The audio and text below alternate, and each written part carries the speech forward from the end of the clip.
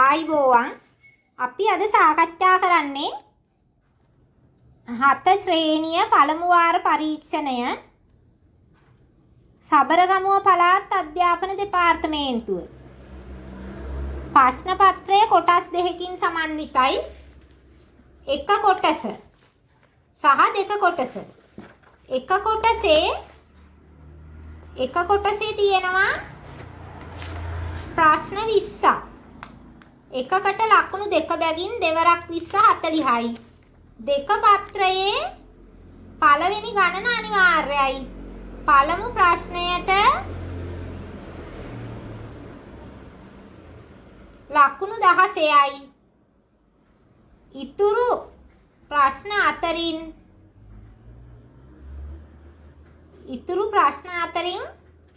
හතරක් තෝරගෙන පිළිතුරු ලියන්න ඕන. ඒ හතරට එකකට 11 බැගින් 11 4 44යි. මෙම රූපයට ඇඳිය හැකි සමමිති අක්ෂ ගණන කීයද? සමමිති අක්ෂ කියන්නේ නැවුවහම නැමුම් රේඛාව ඔස්සේ දෙපස සමානයි. සමමිති අක්ෂ ගණන 1යි. දෙවැනි ප්‍රශ්නය 3 ගුණ කිරීම 4 එකතු කිරීම 8. පළමුව ගුණ කිරීමේ ගණිත කර්මය. 3 ගුණ කිරීම 4 12යි. 12ට 8ක් එකතු කරනවා. 12 එකතු කිරීම 8 20යි. පිළිතුර 20යි. තුන්වෙනි ප්‍රශ්නය 4536 සංඛ්‍යාවේ ඉලක්කම් දර්ශකය සොයන්න. ඉලක්කම් දර්ශකය කියන්නේ තනි සංඛ්‍යාංකයක් ඉලක්කමක් ලැබෙන තෙක් මේ දී ඇති සංඛ්‍යාක එකතු කරනවා. 4 එකතු කිරීම 5 එකතු කිරීම 3 එකතු කිරීම 6 4යි 5යි 9යි 9යි 3යි 12යි 12යි 6යි 18යි 1 එකතු කිරීම 8 9යි ඉලක්කම් දර්ශකයේ 9. පහත රූප සටහන් වලට අදාළ කෝණ වර්ගය ලියන්න. අපි දැන් කොලයක් අරගෙන දෙකට නවනවා. එක නැමුම් රේඛාවක් අනිත් නැමුම් රේඛාව මත පිහිටන පරිදි නවනවා. මෙතන ඍජු කෝණයක් ලැබිලා තියෙනවා. මෙම ඍජු කෝණය සමග හරියටම A සමපාතයි. A ඍජු කෝණයක්. B කෝණය. මෙම ඍජු කෝණ 1යි 2කට සමානයි. එසේනම් A ඍජු කෝණයක්. ඍජු කෝණයකි. ඍජු කෝණයක් කියලා ලියනකොට මේ සයන්නේ ඉර නැහැ. A ඍජු කෝණයකි. B සරල කෝණයකි. සරල කෝණය.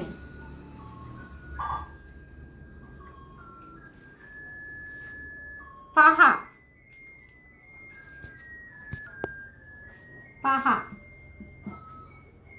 A B C D ත්‍රපීසියම සමාන්තර රේඛා යුගලයක් නම් කරන්න. දැන් අපි බලමු මේ AB රේඛාව සහ CD අතර තියෙන දුර. මෙම AB සහ DC සරල රේඛා ඛණ්ඩ දෙක අතර තිබෙන කෙටිම දුර ලම්බ දුර හැමතැනම එකම අගයක්. එහෙමනම් සමාන්තර රේඛා යුගලයක් AB සහ BC 60 ප්‍රථමක සාධකවල ගුණිතයක් ලෙස ලියන්න. කිසියම් සංඛ්‍යාවක් තවත් සංඛ්‍යාවකින් ඉතුරු නැතුව බෙදේ නම් දෙවැනි සංඛ්‍යාව පළමු සංඛ්‍යාවේ සාධකයක් වේ. ප්‍රථමක සංඛ්‍යා කියන්නේ සාධක දෙකක් පමණක් තිබෙන සංඛ්‍යාවක්. තවත් විදියකින් එකෙනුත් එම සංඛ්‍යාවෙනුත් පමණක් බෙදෙන සංඛ්‍යා ප්‍රථමක සංඛ්‍යා. දැන් 2 මුල්ම ප්‍රථමක සංඛ්‍යාව 2. 3 4 කියන සංඛ්‍යාව ප්‍රථමක සංඛ්‍යාවක් වෙන්නේ නැහැ. මොකද 4 1 සහ 4ට අමතරව දෙකෙනුත් බෙදෙන බැවි. 5 ওই විදියට 7 11 ප්‍රථමක සංඛ්‍යා. දැන් 60 බෙදන් යමු ප්‍රථමක සංඛ්‍යාවලින්. ඉස්සෙල්ලම කුඩාම ප්‍රථමක සංඛ්‍යාව වෙන දෙකෙන් බෙදෙනවද බලනවා. එක ස්ථානයේ බිඳුව දෙකෙන් බෙදෙන බැවින් දෙකෙන් බෙදනවා. 6ට දෙවරක් 3යි බිඳුවට බිඳුවයි. නැවතත් දෙකෙන් බෙදනවා. 3ට දෙවරක් 1යි ඉතුරුයි 1. 10ට දෙවරක් 5.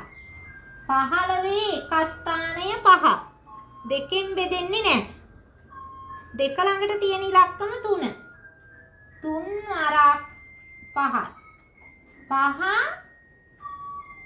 දෙකෙන් බෙදෙන්නේ නැහැ. 3ෙන් නැහැ. ඊළඟට 5. 1යි. දැන් අපි ලියනවා 60 සමානයි 2 ගුණ කිරීම 2 ගුණ කිරීම 3 ගුණ කිරීම 5. 7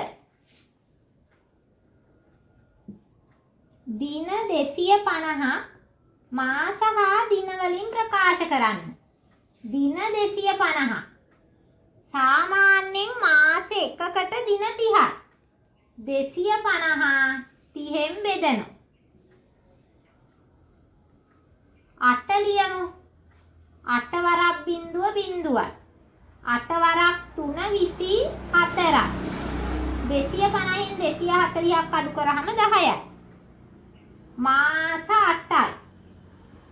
මාස 8යි දින 10යි. දින 10යි. 64 පාදය 4 වූ දර්ශකාංකණයෙන් ලියන්න. දැන් 64 පාදය 4 වූ කියන්නේ 4ෙන් 4 තමයි ගුණ කරන්නේ. දැන් 61 නිසා අපි 64 4ෙන් බෙදන් යන්. 4 වරක් 1 4යි ඉතුරුයි 2ක්. 24ට 4 වරක් 6යි. නැවතත් 4ෙන් බෙදනවා. 4 වරක් 4 16යි. නැවතත් 4ෙන් බෙදුවහම 1යි. 64 සමානයි 4 ගුණ කිරීම 4 ගුණ කිරීම 4. 64 කියන්නේ 4 තුන්වෙනි බලය. දැන් පාදය 4යි. ගුණ වෙන ඉලක්කම 4යි. පාදය 4යි. 1යි 2යි 3යි. දර්ශකය 3යි. අවය හිස්තැන් සම්පූර්ණ කරන්න. හිස්තැන් සම්පූර්ණ කරන්න. හිස්තැනක් එකතු කිරීම 1. සදිශ සංඛ්‍යා එකතු කරන්න තියෙනවා සංඛ්‍යා රේඛාව භාවිතය. බිඳුවෙන් වම් පැත්තට එනවා නම් ඍණ. බිඳුවෙන් දකුණු පැත්තට තියෙන ධන සංඛ්‍යා. නමුත් අපි සංඛ්‍යා රේඛාව භාවිතයෙන් සංඛ්‍යා එකතු කිරීමේදී වම් පැත්තට යන විට ඍණ. ඒ කියන්නේ අඩු කිරීමේ. අඩු කරනවා දකුණු පැත්තට යනවා නම් එකතු කරනවා. වම් පැත්තට යනකොට අඩු කරනවා දකුණු පැත්තට යනකොට එකතු කරනවා. මේ බිඳුවෙන් තමයි ආරම්භ කරන්නේ. දැන් වම් පසට ඇවිල්ලා තියෙනවා බිඳුවෙන් ආරම්භ වෙලා 1 2 3 4. ඍණ 4. ඍණ 4 සිට එක ඒකකයක් දකුණට ගිහින් තියෙනවා. එකතු කිරීම 1. අවසානයේ නැවතිච්ච ස්ථානෙට බිඳුවේ ඉඳලා 1 2 3ක් වමට ඇවිල්ලා වමට බැවින් ඍණ 3යි පිළි 10. මෙම ප්‍රකාශ පහත ප්‍රකාශ අතරින් සත්‍ය සත්‍ය බව දක්වන්න. පොතක පිට කවරයේ දාර අතර කෝණ ස්ථිතික කෝණ වේ. පොතක පිට කවරය ගත්තාම මේ දාර අතර කෝණ වෙනස් වෙන්නේ නැහැ. ස්ථිතිකයි. පිළිතුර නිවැරදි. B. කතුරකින් යමක් කැපීමේදී කතුරේ අඬු අතර සෑදෙන කෝණය ගතික වේ. ඔව්. මේ කපනකොට මේ අඬු අතර කෝණය වෙනස් වෙනවා. ගතිකයි. පිළිතුර නිවැරදි. 11 වෙනි ප්‍රශ්නේ. examination.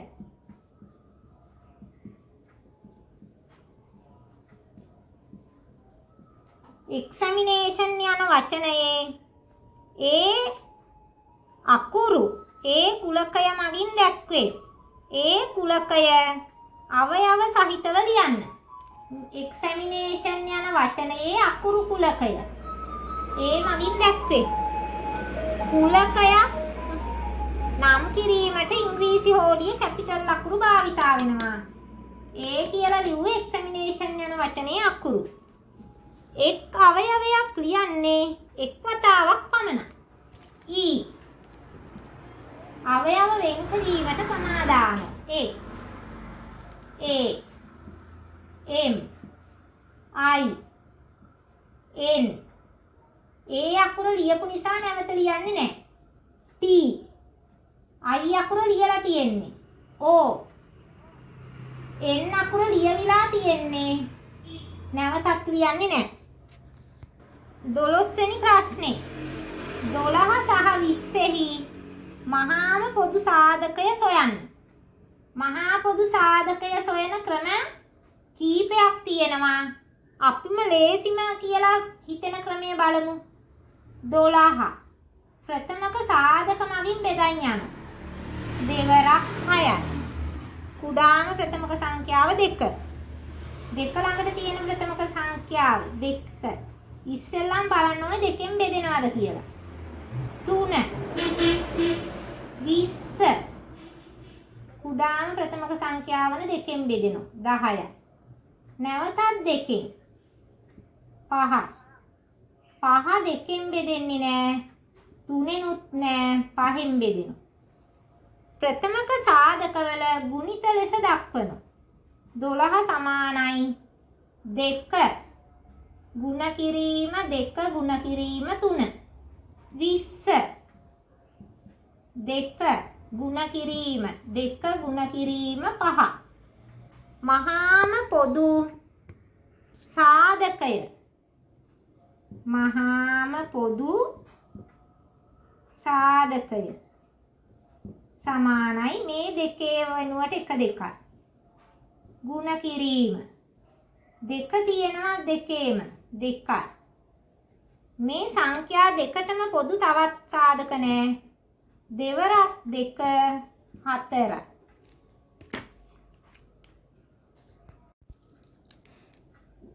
අංශක 180ට වැඩි අංශක 360ට අඩු කෝණ පරාවර්ත කෝණ ලෙස හැඳින්වේ.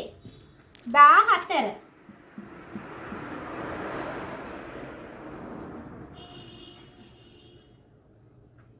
1 4 9 16 25. P. පහත වෙන් රූපයේ දක්වා ඇති කුලකය නිශ්චිතවම හඳුනාගත හැකි පොදු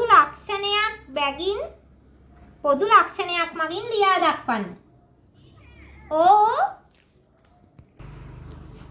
පහත වෙන් රූපයේ දක්වා ඇති කුලකය නිශ්චිතවම හඳුනාගත හැකි පොදු ලක්ෂණයක් මගින්. මොන සංඛ්‍යාද මේ තියෙන්නේ? කියන්න බලන්න. මොන සංඛ්‍යාද මේ තියෙන්නේ? හරිම හොඳයි. එකේ වර්ගය 1යි. දෙවරක් 2 4යි. තුන් වරක් 3 9යි. හතර වරක් 4 16යි. පස් වරක් 5 25යි. සමචතුරස්‍ර සංඛ්‍යා. වෙනත් වචනයක් නම් පූර්ණ වර්ග සංඛ්‍යා. එකේ සිට 25 තෙක්.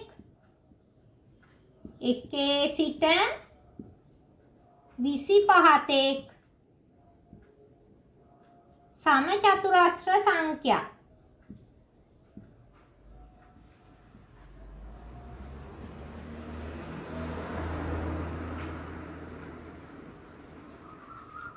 පහළොස්වෙනි ප්‍රශ්නය. පහත සංඛ්‍යා අතරින් 4න් බෙදෙන සංඛ්‍යා තෝරා ලියන්න. 196 325 344 533. කිසියම් සංඛ්‍යාවක් බෙදීමෙන් තොරව 4න් ඉතිරි නැතුව බෙදෙනවද කියලා කියන්න පුළුවන්. අවසාන ඉලක්කම් දෙකෙන් අග ඉලක්කම් දෙකෙන් සෑදෙන සංඛ්‍යාව 4න් ඉතුරු නැතුව බෙදෙනවා නම් එම සංඛ්‍යාව ඉතුරු නැතුව 4න් බෙදේ. 196 අග ඉලක්කම් දෙක 96. 4න් ඉතුරු නැතුව බෙදෙනවා. 4 වරක් 2 8යි එකක් ඉතුරුයි 16ක 4 වරක් 4යි. 325 4න් ඉතුරු නැතුව බෙදෙන්නේ නැහැ. එබැවින් 325 4න් ඉතුරු නැතුව බෙදෙන්නේ නැහැ. 344 ඉතුරු නැතුව 4න් බෙදෙනවා. එබැවින් 344ම ඉතුරු නැතුව 4න් බෙදෙනවා. 33 ඉතුරු නැතුව 4න් බෙදෙන්නේ නැහැ. එබැවින් 533ත් 4න් බෙදෙන්නේ නැහැ. 16 පහේ දෙවනි බලය x ගේ තුන්වන බලය ප්‍රකාශනය ගුණිතයක් සේ විහිදුවා ලියන්න. පහේ දෙවනි බලය කිව්වහම පහේව 2යි. x ගේ තුන්වෙනි බලය x ගුණ කිරීම x ගුණ කිරීම x. 16 වෙනි ප්‍රශ්නේ. 17 මේ දී ඇති කෝණය PQR මැන අගය ලියන්න. කෝණමානයක් අරගන්න. අරගෙන කෝණමානයේ පාද රේඛාව තියන්න QR මත. කේන්ද්‍රය තියන්න Q මත. තියලා බලන්න QR ගෙන් බිඳුවෙන් ආරම්භ වෙනවා. අනිත් බාහුව ඉතිරි බාහුව තියෙන්නේ 40 කියන ඉර මත සම්පාත වෙන්නේ. එබැවින් QP බාහුව 40 දැක්වෙන ඉර මත සම්පාත වෙනවා. අංශක 40යි. PQR කෝණය සමානයි අංශක 40යි. 18 27 සියලුම සාධක ලියන්න. සියලුම සාධක 27 ඉතුරු නැතුව බෙදෙන සංඛ්‍යා. දැන් අපිට පුළුවන් 27 ලියන්න. එක් වරක් 27 කියලා ලියන්න පුළුවන්. මෙතන 7 ඉරට්ට නොවන බැවින් ඔත්තේ බැවින් 27 දෙකෙන් බෙදෙන්නේ නැහැ. 3ෙන් 27 කියන්නේ 3 වරක් 9. 4ෙන් බෑ 5ෙන් බෑ 6ෙන් බෑ 7ෙන් 8ෙන් 9ෙන් ඔන්න ඔච්චරයි. එතනම් 27 සාධක වෙන්නේ 1 3 9 27.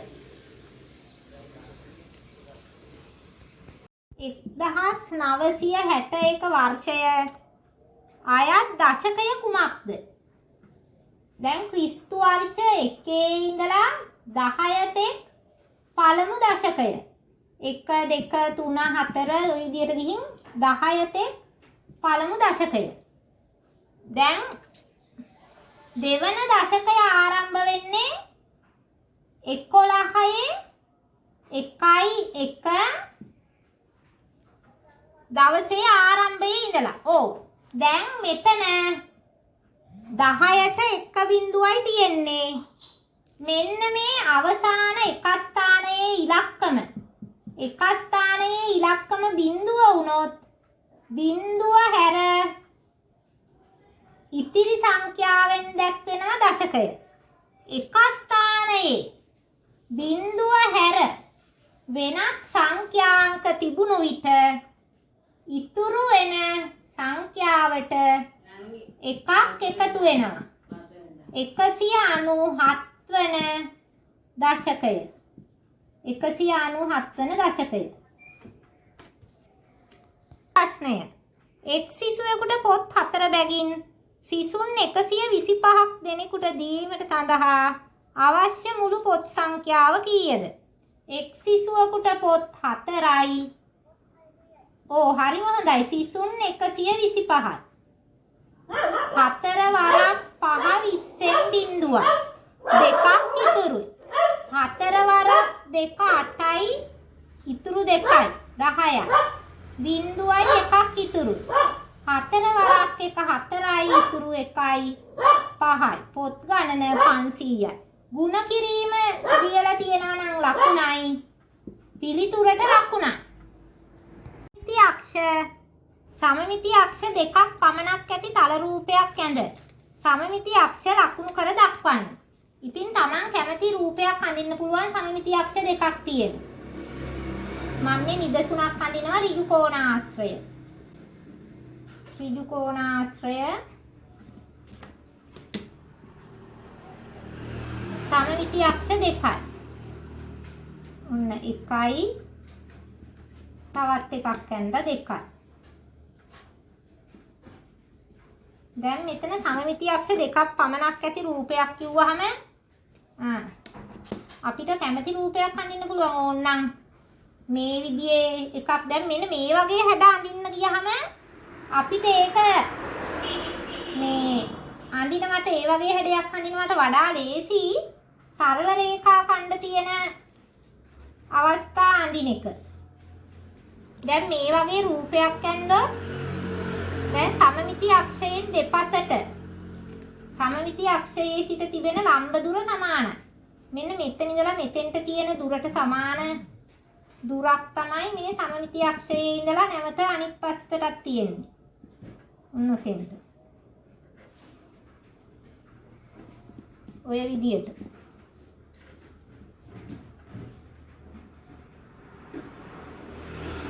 දෙකක්. තමන් පුතාලා ඇඳපු මේ රූප දෙක එවන්න බලන්න WhatsApp එකට බලලා කියන්න හරිද කියලා. ලකුණු දෙකක් තියෙනවා එක රූපයකට එක බැගින්.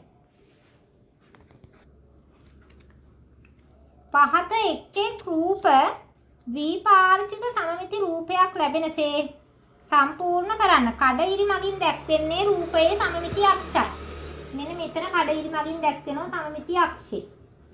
දැන් ද්විපාර්ශ්වික සමමිතිය කියන්නේ සමමිති අක්ෂය ඔස්සේ නැවුවොත් වම් පස සහ දකුණු පස සමපාත වෙනවා. මෙන්න මෙම ලක්ෂයේ සිට කොටු දෙකක් තියෙනවා වමට. එහෙමනම් දකුණු පසටත් කොටු දෙකක්. ඒ වගේම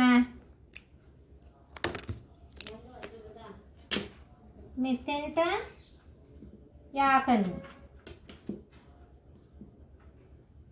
ඒ වගේම සමමිති අක්ෂයේ සිට මේ ලක්ෂයට කොටු දෙකයි. සමමිති අක්ෂයේ සිට මෙම ස්ථානයටත් කොටු දෙකයි. මෙතෙන්ටත් යා කරනවා. මෙම රූපයේ මෙන්න මේ විදියට තියෙනවා. මෙම සමමිති අක්ෂයේ මත මේම ලක්ෂයේ සිට මෙන්න මෙම ස්ථානයටත් එක කොටුවයි. මෙම ලක්ෂයේ සිට මෙතෙන්ට එක කොටුවයි. මෙම සමමිති අක්ෂයේ මත ලක්ෂයේ ඉඳලා මෙම ස්ථානයට තව කොටු දෙකයි. එබැවින් මෙතෙන්ට යා කරා මෙම ස්ථානෙට ඇඳලා මේ උස කොටු දෙකයි. මෙතනත් කොටු දෙකක් අඳිනවා. ඒ වගේම මෙතන මෙම සමමිති අක්ෂය මත ලක්ෂයේ ඉඳලා මෙතෙන්ට එක කොටුවයි මෙතෙන්ටත් කොටුවයි. මේ විදියට අඳිනවා. ওই විදියට. ද්විපාර්ශ්වික සමමිති රූපයක ද්විපාර්ශ්වික සමමිති රූපයක එක සමමිති අක්ෂයක දෙපස පිහිටි කොටස් සමමිති අක්ෂයක දෙපස පිහිටි කොටස් දෙක සමමිති අක්ෂයට දෙපස පිහිටි කොටස් දෙක හැඩයෙන් සමානය හැඩයෙන් සමානය සමමිතික අක්ෂයක දෙපස පිහිටි කොටස්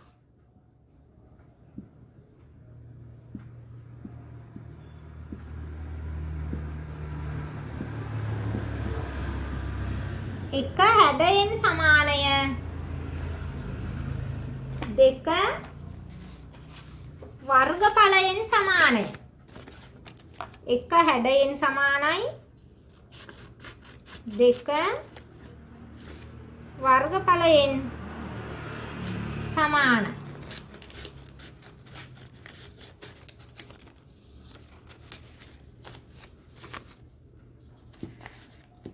දැන් අපි හිතමු මේ විදියට දැන් ඔන්න මේ රූපය මෙන්න මේ කියන නැමුම් රේඛාව දෙපස හැඩයෙන් සමානයි හැඩයෙන් ඒ වගේම මේ වර්ගඵලයෙන් සමානයි වර්ගඵලය කියන්නේ වසා සිටින ඉඩ ප්‍රමාණය ඔව් දෙපස හැඩයෙන් සමානයි ඒ වගේම වසා සිටින ඉඩ ප්‍රමාණය වර්ගඵලයෙන් සමාන ඊළඟ කොටස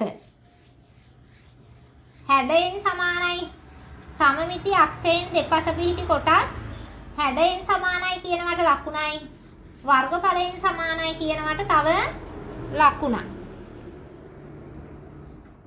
ඊළඟ ප්‍රශ්නේ ද්විපාර්ශ්වික සමමිතිය ඇති තල රූප හතරක් නම් කරන්න සමචතුරස්‍රය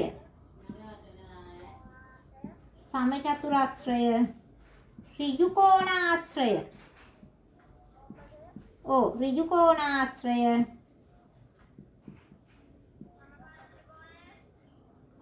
හරි රොම්බසය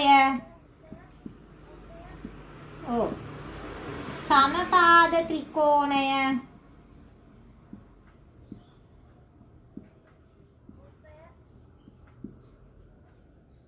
සමපාද ත්‍රිකෝණය තව ලියන්න පුළුවන් සමද්විපාද ත්‍රිකෝණය සමද්විපාද ත්‍රිකෝණය රොම්බසයක් ලියන්න පුළුවන් ඕන්න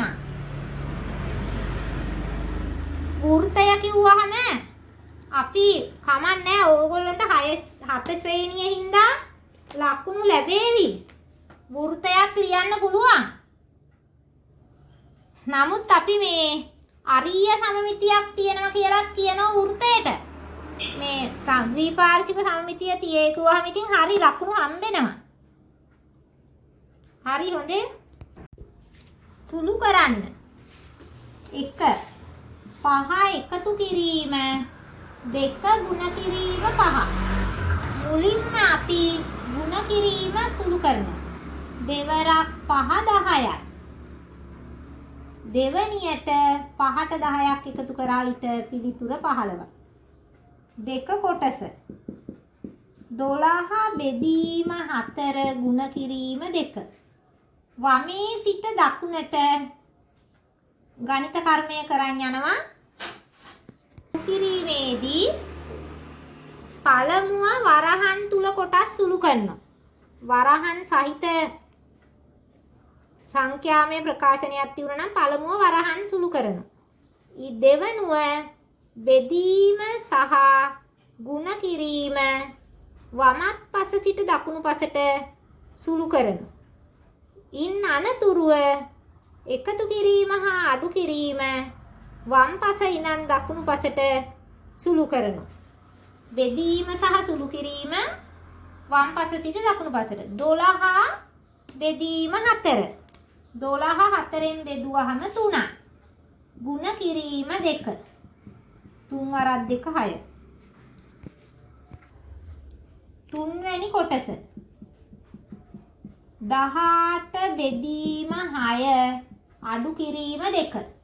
පළමුව බෙදීම 18 6න් බෙදුවහම 3. අඩු කිරීම 2. 3න් 2ක් අඩු කළ විට 1. 4. 5 එකතු කිරීම 3 ගුණ කිරීම 2. යන ප්‍රකාශය සුළු කළ විට පිළිතුර 16ක් යයි නිමල් පවසයි. ඔබ නිමල්ගේ ප්‍රකාශයට එකඟ වන්නේද? හේතු දක්වන්න. පිළිතුර 16යි කියලා නිමල් කිව්වලු.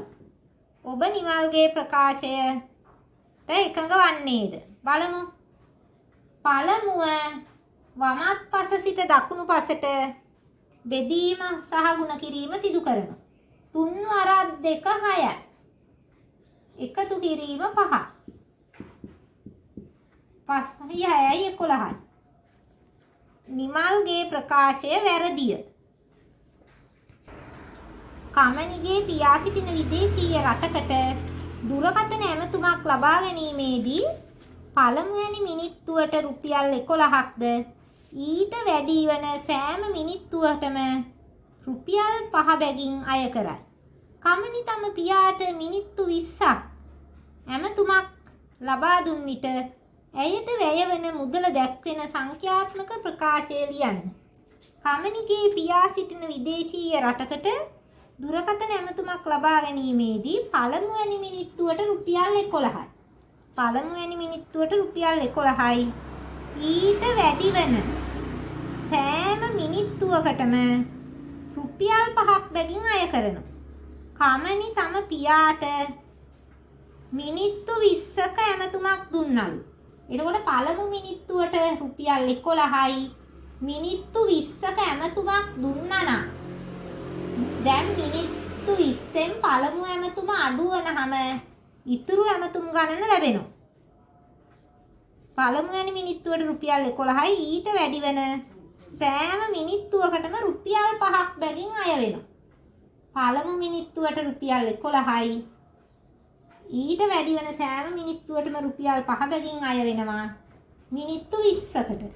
20න් පළමු මිනිත්තුව අඩු වෙනවා. අන්න ඒ මිනිත්තු ගණනට එකකට රුපියල් 5 බැගින්. 5 ගුණ කිරීම 20න් එකක් අඩු කරාම 19යි. 11ක් එකතු වෙනවා. 11 එකතු කිරීම 5 වරක් 9 45යි. ඉතුරුයි 4ක්. 5 වරක් 1 5යි 4යි 9යි. 1යි 5යි 6යි. 1යි 9යි 10යි. රුපියල් 106යි.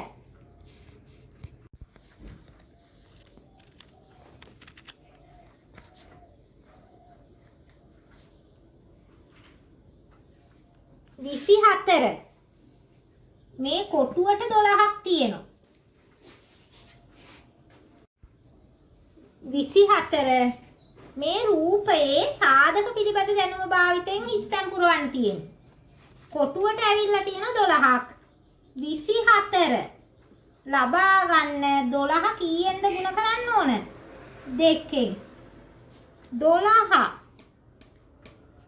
මේ කොටුවට 6ක් තියෙනවා. 12 ලබා ගන්න 6 කීයෙන්ද ගුණ කරන්නේ? 2කින්. දෙවරක් 6 12යි. 6 ලබා ගැනීමට 2 ගුණ කරන්න ඕන 3. දෙවරක් 3 6යි. B කොටසේ පළවෙනි ප්‍රශ්නේ 36 48 සහ 60 යන සංඛ්‍යා ප්‍රථමක සාධකවල ගුණිතයක් ලෙස ලියන්න. මෙම සංඛ්‍යා ප්‍රථමක සාධකවල ගුණිතයක් ලෙස. ප්‍රථමක සාධකවල ගුණිතයක් ලෙස. අපි 36 බෙදාගෙන යමු ප්‍රථමක සංඛ්‍යා වලින්. මම දැන් ඉස්සෙල්ලත් ප්‍රථමක සාධක මතක් කරා. දැන් නැවතත් අපි මතක් කරන්නේ නැහැ. බෙදාගෙන යමු. දෙවරක් 1 2යි 16ට දෙවරක් 8යි. දෙවරක් 9යි. 9 දෙකෙන් බෙදෙන්නේ නැහැ. 3ෙන් බෙදෙනවා. 3 වරක් 3යි. නැවතත් 3ෙන් බෙදුවා 1යි. 48. එක ස්ථානයේ ඉරට්ට බැවින් දෙකෙන් බෙදෙනවා. දෙවරක් 2 4යි දෙවරක් 4 8යි. දෙවරක් 1 2යි දෙවරක් 2යි. දෙවරක් 6යි. 6ට දෙවරක් 3යි. දෙකෙන් බෙදෙනකම්ම දෙකෙන් බෙදාගෙන යනවා. දෙකෙන් බෙදෙන්නේ නැති වුණාම අනතුරුව 3ෙන් බෙදෙනවා. 60. එක ස්ථානය දෙකෙන් බෙදෙනවා. එබැවින් දෙකෙන් බෙදෙනවා. 6ට දෙවරක් 3යි. බිංදුව බෙදෙන්නේ නැහැ. බිංදුවක් ලිව්වා. එක ස්ථානයේ බිංදුව නම් එම සංඛ්‍යාව දෙකෙන් ඉතුරු නැතුව බෙදෙනවා. දෙවරක් 1 2යි. ඉතුරුයි එකක්. 10ට දෙවරක් 5යි. එක ස්ථානයේ 5. 15 දෙකෙන් බෙදෙන්නේ නැහැ. 3ෙන් බෙදෙනවා. 3 වරක් 5යි. 5ට 5 ඒවා 1යි. පහත සංඛ්‍යා ප්‍රථමක සාධකවල ගුණිත ලෙස ලියන්න.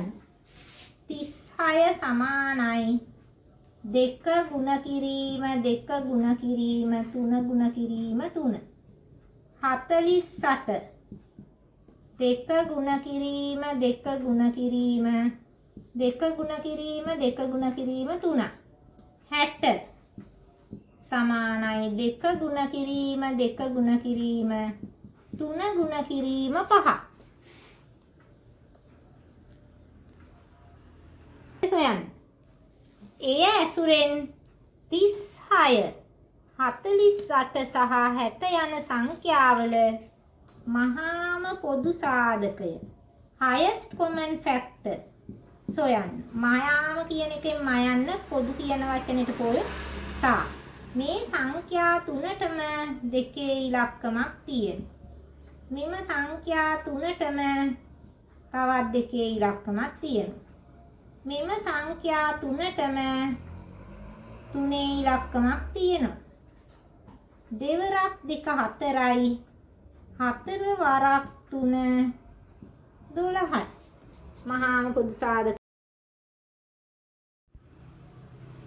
තුන කොටස. තොරණක නිල් පාට විදුලි බුබුලු තත්පර දෙකකට වරක්ද. නිල් පාට විදුලි බුබුලු තත්පර දෙකකට වරක්. තත්පර දෙකකට වරක්ද. රතු පාට විදුලි බුබුලු තත්පර 3කට වරක්ද. රතු පාට විදුලි බුබුලු තත්පර 3කට වරක්ද. කහ පාට විදුලි බුබුලු කහ පාට විදුලි බුබුලු තත්පර 4කට වරක්ද දැල්වේ. තොරණ ආරම්භයේදී මෙම විදුලි බුබුලු වර්ග තුනම එකවර දැල්වේ.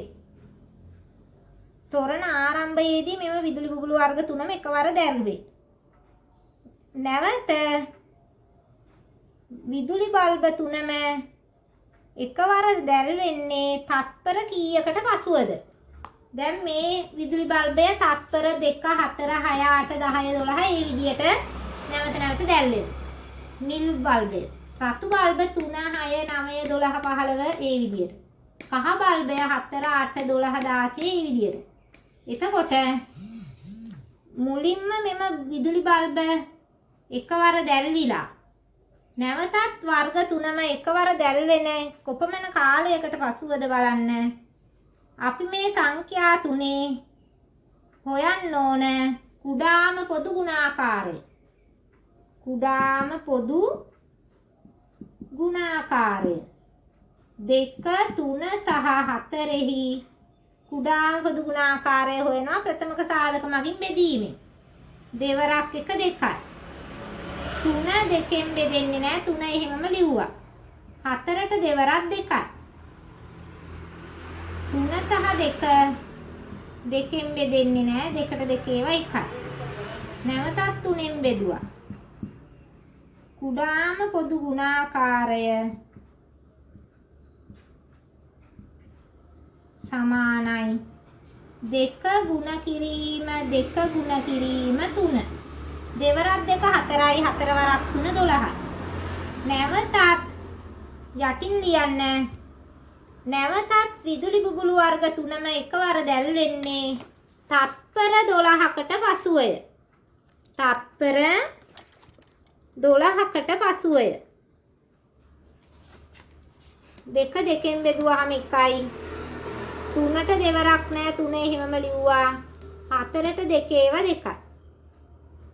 නැවතත් දැන් අවශ්‍ය නම් අපිට මේ 3 සහ 2 නැවත එකම සාධකයකින් බෙදෙන්නේ නැති බැවින් එකවරම 2 ගුණ කිරීම 3 ගුණ 2 ගුණ කිරීම 3 කියලා ලියන්න පුළුවන්. නැවත විදුලි බල්බ 3ම එකවර දැක්වෙන්නේ තත්පර 12කට. හතරවෙනි ප්‍රශ්නේ අගය සොයන්න. ධන 3 එකතු කිරීම ඍණාට අසමාන ලකුණු සහිත සංඛ්‍යා.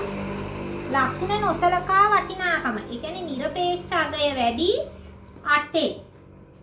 වැඩි විශාල සංඛ්‍යාවෙන් ලකුණ නොසලකා අගය. ඒ කියන්නේ නිරපේක්ෂ අගය වැඩි සංඛ්‍යාවෙන් කුඩා සංඛ්‍යාව අඩු කරනවා 5යි. වැඩි සංඛ්‍යාවේ ලකුණ එනවා පිළිතුරට ඍණ 5. අපි හිතමු ගෑනු ළමයි 3 දෙනෙක් ඉන්නවා. පිරිමි ළමයි 8 දෙනෙක් ඉන්නවා. මේ එක ගෑනු ළමයෙකුයි පිරිමි ළමයෙකුයි බැගින් ප්‍රශ්න පත්‍රයක් දෙනවා දෙන්නට පිළිතුරු ලියන්න. එතකොට ඉතුරු වෙනවා පිරිමි ළමයි 5 දෙනෙක්. ඍණ 5. අසමාන ලකුණු සහිත සංඛ්‍යා එකතු කිරීමේදී, ඒ කියන්නේ විජාතීය ලකුණු සහිත සංඛ්‍යා එකතු කිරීමේදී නිරපේක්ෂකයේ වැඩි සංඛ්‍යාවෙන් කුඩා සංඛ්‍යාව අඩු වෙනවා. වැඩි සංඛ්‍යාවෙහි ලකුණ පිළිතුරට ලැබෙනවා. දෙක කොටස ඍණ 4.5 එකතු කිරීම 10.3 ධන 10.3 මේ විදිහටම තියාගෙන එකතු කරන්නත් පුළුවන්. එහෙම නැත්නම් නිරපේක්ෂකයේ වැඩි සංඛ්‍යාවෙන් කුඩා සංඛ්‍යාව අඩු කරනවා. දශම අඩු කිරීමේදී දශම තිත්ත කෙලින් ලියනවා. ස්ථානීය අගයේ සමාන ඉලක්කම් ලියනවා. 3න් 5ක් අඩු කරන්න බෑ. මේ පැත්තට ගියාම බිංදුවයි. මේ එක ගත්තාම 10යි. 10න් එකක් මේ පැත්තට ගියාම 13යි. 13න් 5ක් 8යි. 9න් 4ක් අඩු කරාම 5යි. 10.3 ලකුණ ධන. ධන 5.8.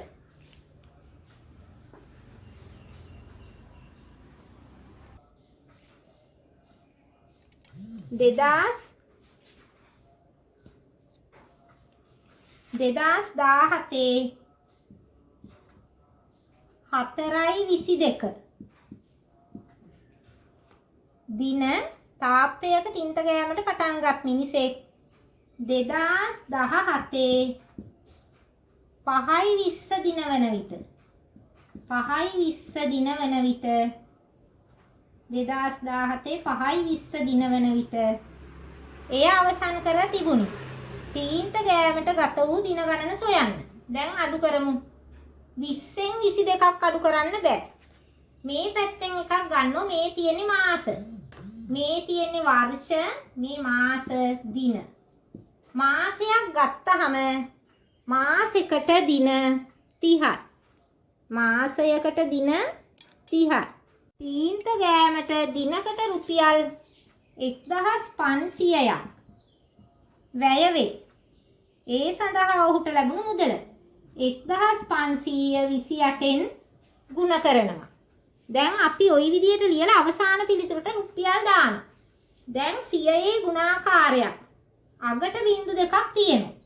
අපි 28 ගුණ කරනවා 15. 5 වරක් 8 40න් බිංදුවයි ඉතුරුයි 4ක්. 5 වරක් 2 10යි 4යි 14යි. එකෙන් ගුණ කරාම 1 වරක් 8 8යි. එක ඉලක්කමක් වමෙට ලියන්න. මොකද 10 ඒව නිසා. 1 වරක් 2 2යි. බිංදුවයි 4යි 8යි 12න් 2යි එකක් ඉතුරු. 2යි 2යි 4යි. 420යි 15න් 28 ගුණ කරාම 15න් 28 ගුණ කරාම දැන් අපි අවසාන පිළිතුර ලියනවා. මේ 420 අගට දානවා බිංදු දෙකක්. රුපියල් 42000ක්.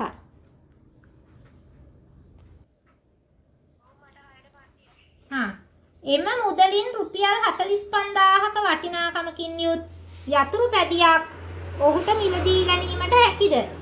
හේතු දක්වන්න. දැන් 45000ක යතුරු පැදියක් මිලදී ගැනීමට හැකිද? නොහැකිය. නොහැකිය. හේතුව තමයි 42000 කුඩායි 45000. ඔන්න ඔහොම ලියන්න ඕන. 42000 කුඩායි 45000. නොහැකිය 42000 කුඩායි 45000. හදිසිය ඇහුවොත් තව කීයක් අඩුද කියලා 45000න් 42000 අඩු කළා. එහෙනම් පුතේ අපි අදට නවතිමු.